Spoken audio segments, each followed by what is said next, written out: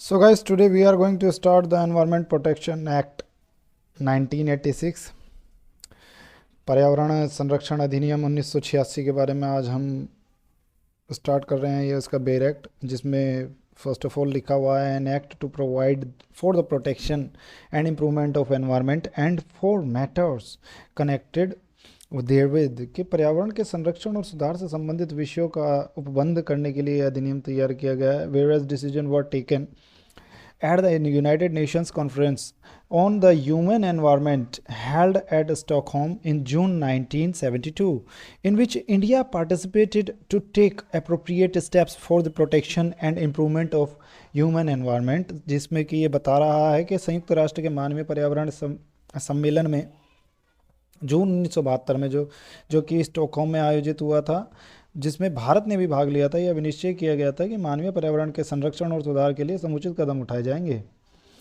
और and whereas it is considered necessary further to implement the decision aforesaid insofar as they relate to the protection and improvement of environment and the prevention of hazards to human beings, other living creatures, plants and property. इसमें फिर आगे बता रहा है कि अतः यह आवश्यक समझा गया है कि पूर्वोक्त निर्णयों को जहाँ तक उनका संबंध पर्यावरण संरक्षण और सुधार से तथा मानव, अन्य जीवित प्राणियों, पादपों और संपत्ति को होने वाले परिसंकट के निवारण से लागू किया जाए। इस एक्ट को be it enacted by parliament in the 37th year of the Republic of India as follows।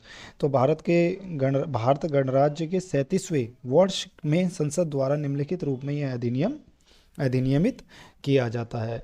इसमें ये बता रहा है, अब इसका जो चैप्टर फर्स्ट है, इसमें चैप्टर फर्स्ट में बता रहा है, जिसमें सेक्शन फर्स्ट इसका बोल रहा है short title extend and commencement, कि इसमें बता रहा है कि जिसमें सब सेक्शन 1 कहता है कि दिस एक्ट में be called the environment protection act 1986, के यह जो एक्ट है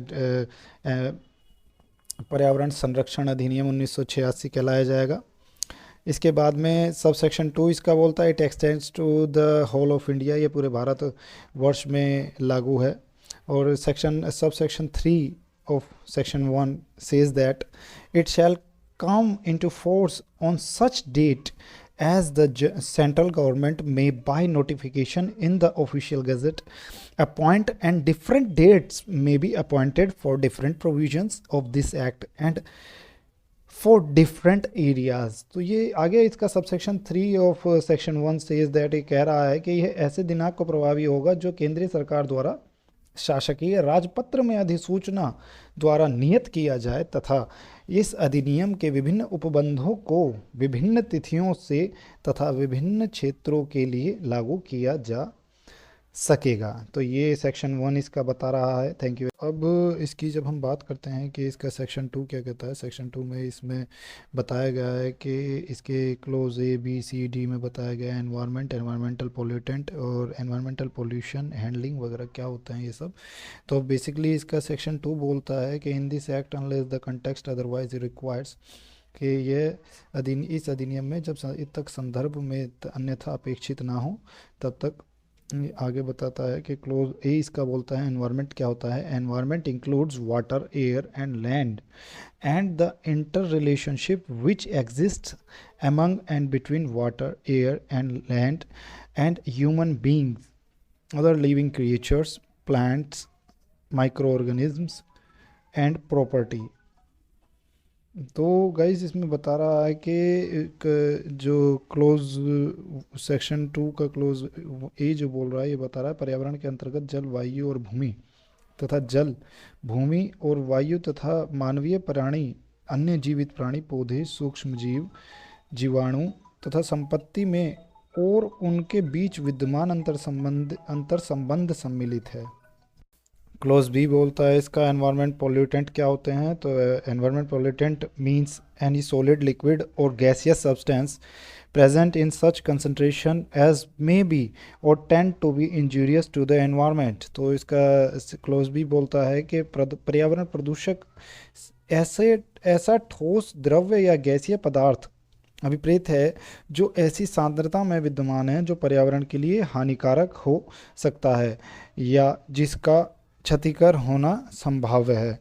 तो इसके बाद में ये बताता है क्लोज सी में इसके एनवायरमेंटल पोल्यूटेंट क्या होते हैं। Environmental pollutant means the presence in the environment of any environmental pollutant के पर्यावरण प्रदूषण से पर्यावरण प्रदूषकों का विद्यमान होना ही अभिप्रेत है। और से क्लोज डी बोलता है सेक्शन 2 का कि handling in relation to any substance means the manufacturer processing treatment package storage transportation use collection destruction conversion offering for sale transfer of और the like of such substance के किसी पदार्थ के संबंध में हाथ लाना से अभिप्रेत है कि ऐसे पदार्थ का निर्माण प्रसंस्करण अभिक्रियान्वयन पैकेज भंडारण परिवहन उपयोग संग्रहण विनाश संपरिवर्तन विक्रय के लिए प्रस्थापना अंतरण या वैसी ही संक्रिया से है। और इसके आगे सेक्शन सी क्लोज ई बोलता है हजार्डस सब्सटेंस क्या होते हैं। Hazardous substance means any substance और preparation which by reason of its chemical or physiochemical properties or handling is liable to cause harm to human beings, other living creatures, plants, microorganism, property or the environment के परिसंकटमय पदार्थ से ऐसा पदार्थ या निर्मित अभिप्रेत है जो अपने रासायनिक या भौतिक रासायनिक गुणों के या हथलाने के कारण मानवों अन्य जीवित प्राणियों पादपों सूक्ष्म जीव परिसंपत्ति या पर्यावरण को अपहानिकारित कर सकती है। और क्लोज एफ बताता है ऑक्युपायर कौन है। In relation to any factory और premises means a person who has control over the affairs of the factory of और the premises and includes in relation to any substance the person in possession of the substance। और close जी बोलता है prescribed means prescribed by rules made under this act। तो मैं आपको ये दोनों बता देता हूँ कि जिसमें क्लोज एफ बोलता है कि किसी कारखाने या परिसर के संबंध में अधिष्ठाता से कोई ऐसा व्यक्ति अभिप्रेत है जिसका कारखाने या परिसर के कामकाज पर नियंत्रण है और किसी पदार्थ के संबंध में ऐसा व्यक्ति इसके अंतर्गत है जिसके कब्जे में वह पदार्थ है। और क्लोज जी बोलता है प्रेस्क्राइब्ड जिसमें वह विहित है। ये विहित का मतलब है इससे इस अधिनियम के अधीन बनाए गए नियमों द्वारा विहित अभिप्रेत है। तो गाइज ये चैप्टर 1 इसका फिनिश हो गया आज। तो इसमें चैप्टर 1 में हमने देखा कि what is environment protection act 1986 और ये कैसे और कहाँ लागू हुआ। इसमें मेनली ध्यान रखना है कि संयुक्त राष्ट्र के पर्यावरणीय सम्मेलन में जून 1972 को जो कि आयोजित हुआ था स्टॉकहोम में, जिसमें भारत ने भी भाग लिया था, उसमें यह तय किया गया, निश्चय लिया गया कि भाई ऐसा एक कानून बनना चाहिए जिसमें पर्यावरण की सुरक्षा की जाए।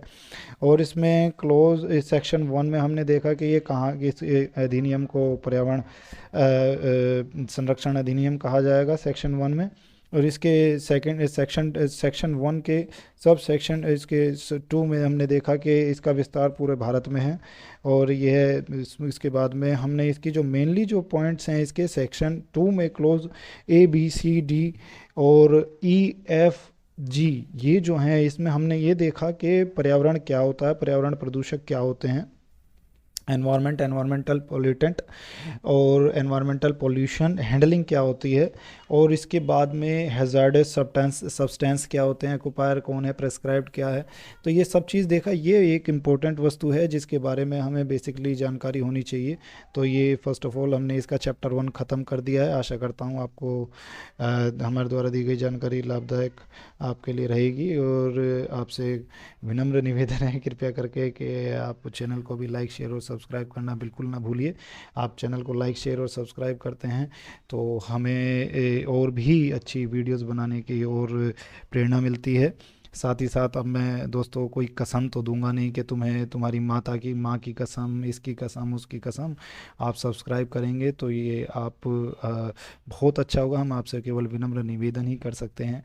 और दोस्तों थैंक यू वेरी मच। अंततः मैं यही कहूँगा, थैंक यू वेरी मच।